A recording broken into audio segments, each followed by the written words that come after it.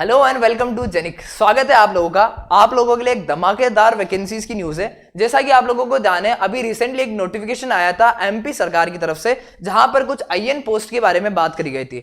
अभी यहां पर फिर से मध्य प्रदेश सरकार की तरफ से यहां पर एक और नोटिफिकेशन आया है, जिसमें यहां पर जूनियर इंजीनियर्स की वैकेंसीज के लिए बात करी गई है। और यहां पर जो एलिजिबल कैंडिडेट्स है वो यहां पर डिप्लोमा वाले स्टूडेंट्स होंगे। और यहां पर पर्टिकुलर कुछ पोस्ट के लिए यहां पर आप कह सकते हो जो ग्रेजुएशन है, यहां पर कुछ पर्टिकुलरली स्पेसिफिक है किस किस ब्रांच की इंजीनियरिंग यहां पर मेंशन है, उस हिसाब से वो यहां पर फॉर्म भर सकते हैं।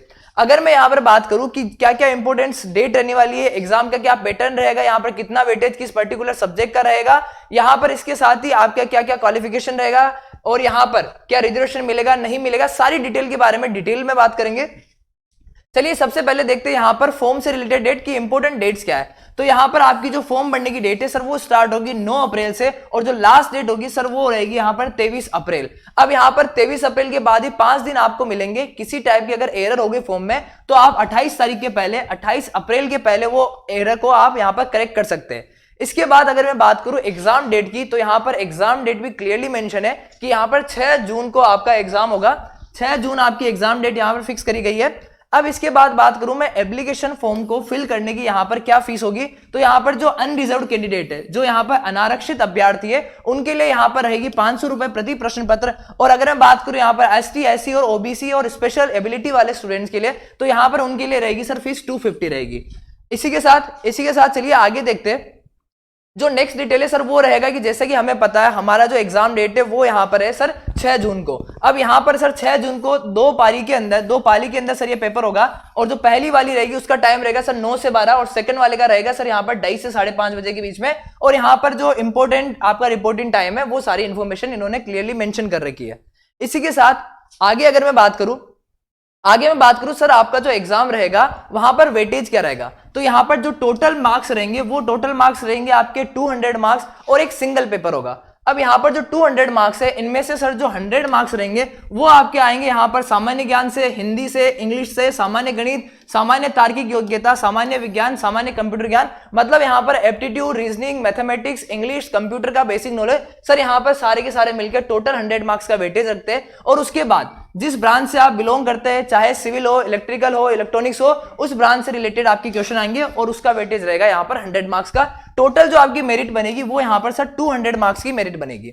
इसी के साथ जो नेक्स्ट डिटेल पर जाता है यहां पर जैसा कि मैंने कहा कि यहां पर जो क्वालिफिकेशन है वो मेनली ये जो वैकेंसीज है ये यहां पर है डिप्लोमा वाले स्टूडेंट्स के लिए। लेकिन कुछ यहां पर जो ग्रेजुएशन वाले स्टूडेंट्स है जिन्होंने 4 साल की इंजीनियरिंग करी वो भी यहां पर अप्लाई कर सकते हैं। यहां पर लिमिटेड पोस्ट है उनके लिए, लेकिन जिन्होंने यहां पर पेपर टेक्नोलॉजी में या फिर जिन्होंने प्रिंटिंग टेक्नोलॉजी में अगर इंजीनियरिंग करी है तो उनके लिए भी यहां पर कुछ वैकेंसीज है। नंबर ऑफ वैकेंसीज यहां पर इंजीनियर्स के लिए बड़ी कम है, जो मेजोरिटी है वो सारी की सारी डिप्लोमा वाले स्टूडेंट्स के लिए।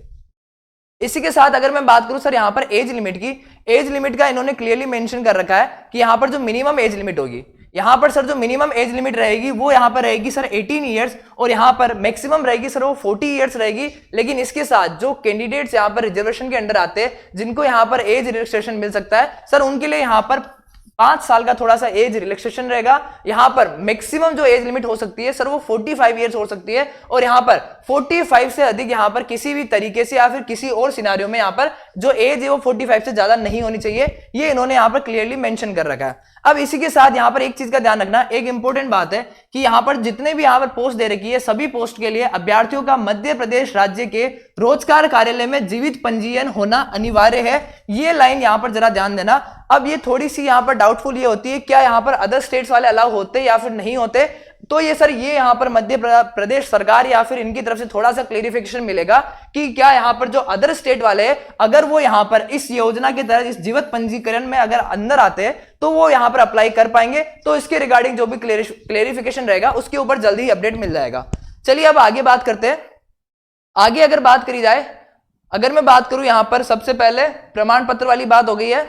यहां पर सर जैसा कि हमने बात करा कि रिजर्वेशन है, तो यहां पर रिजर्वेशन का इन्होंने परसेंटेज दे रखा है कि पर्टिकुलर किस कैटेगरी को यहां पर कितना परसेंट यहां पर रिजर्वेशन मिलेगा।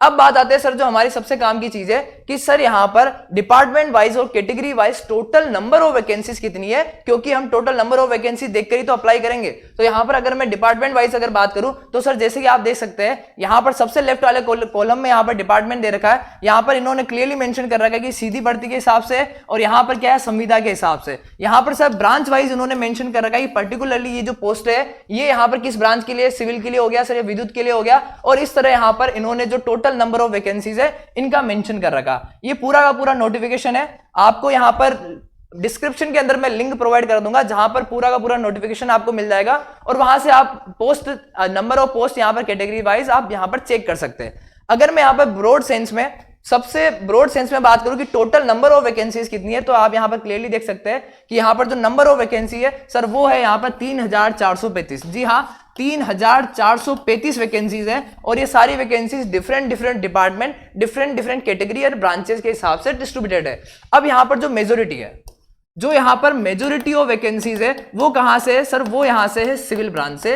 तो सिविल वालों के लिए एक वापस अगेन एक गोल्डन अपॉर्चुनिटी है, यहां पर वो अप्लाई कर सकते हैं, और मध्य प्रदेश वाले जो कैंडिडेट्स है उनके लिए तो भैया बेहतरीन मौका है, वो यहां पर इस वैकेंसी में फिल करके सिलेक्शन ले सकते हैं। इसी के साथ अगर मैं बात करूं थोड़ी सी और अदर इंपॉर्टेंट इंफॉर्मेशन के बारे में, तो यहां पर क्या है, नीचे यहां पर डिपार्टमेंट वाइज और टेबल्स गिवन है, जहां पर क्या है आपको एक कैटेगरी वाइज जो पोस्ट है उसका डिस्ट्रीब्यूशन दे रखा है। उसके साथ ही हर एक पोस्ट के सामने सर यहां पर कितना वेतनमान रहेगा, आपको कितनी सैलरी मिलेगी, और यहां पर जो यहां पर क्वालिफिकेशन है, क्वालिफिकेशन के बारे में हमने ऑलरेडी बात कर ली है कि 3 साल का डिप्लोमा रहेगा, अदरवाइज कितना वेतन रहेगा वो इन्होंने डिफरेंट पोस्ट के हिसाब से यहां पर टेबल के नीचे मेंशन कर रखा है। यहां पर अगर आप इस पूरे नोटिफिकेशन में चेक करेंगे तो यहां पर हर एक के नीचे इन्होंने क्लियरली मेंशन कर रखा है कि इस पर्टिकुलर डिपार्टमेंट के अंदर जो यहां पर सिलेक्शन होगा उनका यहां पर कितना वेतनमान रहेगा। तो आप ये पूरा पीडीएफ यहां पर नोटिफिकेशन चेक कर सकते हैं, और उस हिसाब से देख सकते हैं कि आपका जो सुटेबल कैटेगरी है, आपकी ब्रांच के हिसाब से, आपकी जो कैटेगरी है उस हिसाब से कौन सा जो बेस्ट रहेगा आपके लिए, कौन सा डिपार्टमेंट में फॉर्म भरना बेस्ट रहेगा, आप उसको ध्यान में रखते हुए भर सकते हैं। अगेन मैं इंपॉर्टेंट डेट के बारे में बात करूंगा कि सर अगर फॉर्म चालू होंगे 9 अप्रैल से और यहां पर लास्ट डेट होगी 23 अप्रैल,